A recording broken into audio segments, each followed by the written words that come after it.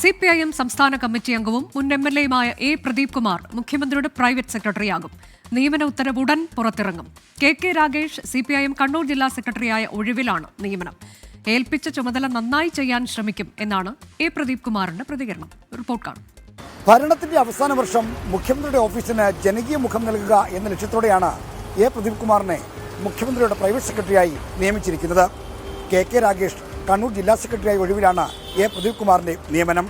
കണ്ണൂർ ജില്ലയ്ക്ക് പുറത്തുനിന്നുള്ള ഒരു നേതാവ് മുഖ്യമന്ത്രിയുടെ ഓഫീസിലെ നിർണായക തസ്തികയിലേക്ക് വരുന്നുവെന്ന പ്രത്യേകതയും പ്രദീപ് കുമാറിന്റെ നിയമനത്തിന് പിന്നിലുണ്ട്.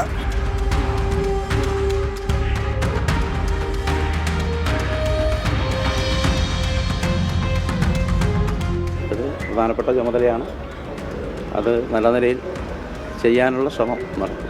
A. പ്രദീപ് കുമാറിനെ പ്രൈവറ്റ് സെക്രട്ടറിയായി നിയമിച്ചത് പൂർണ്ണമായും മുഖ്യമന്ത്രിയുടെ തീരുമാനമാണ്. ഇന്നലെ ചേർന്ന CPIM സംസ്ഥാന സെക്രട്ടേറിയറ്റ് നിയമനത്തിന് അനുമതി നൽകി. കോഴിക്കോട്ടെ CPIM നേതൃത്വത്തിന്റെ ഇടപെടലും പ്രദീപ് കുമാറിന്റെ നിയമനത്തിന് പിന്നിലുണ്ട്. ഈ ഒരു ഉത്തരവാദിത്വം ഏൽപ്പിച്ചിരിക്കുന്നു. അതിൻ്റെ തീരുമാനമുണ്ടായിരുന്നു. അത് ഒഫീഷ്യലി ഉത്തരവായി വന്നതാണ് ഇപ്പോൾ നിങ്ങൾക്ക് ലഭിച്ചത്. അപ്പോൾ ഏൽപ്പിക്കുന്ന ചുമതല നന്നായി ചെയ്യാൻ ശ്രമിക്കുക എന്നുള്ളതാണ് ഞങ്ങളുടെയൊക്കെ രീതി. അത് ഏത് ചുമതല ഏൽപ്പിച്ചാലും അത് നന്നായി ചെയ്യാൻ ശ്രമിക്കും.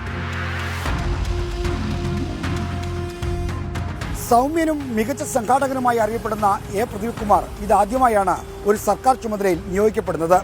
കോഴിക്കോട് നോർത്ത് മണ്ഡലത്തെ പ്രതികരിച്ച് 2 തവണ പ്രദീപ് കുമാർ നിയമസഭാംഗമായിരുന്നു.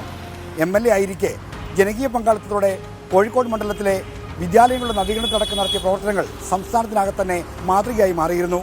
ഈ പ്രവർത്തനങ്ങളാണ് പ്രദീപ് കുമാറിനെ മുഖ്യമന്ത്രി ഓഫീസിലെ പ്രൈവറ്റ് സെക്രട്ടറി എന്ന നിർണായക തസ്തികയിലേക്ക് എത്തിച്ചത്.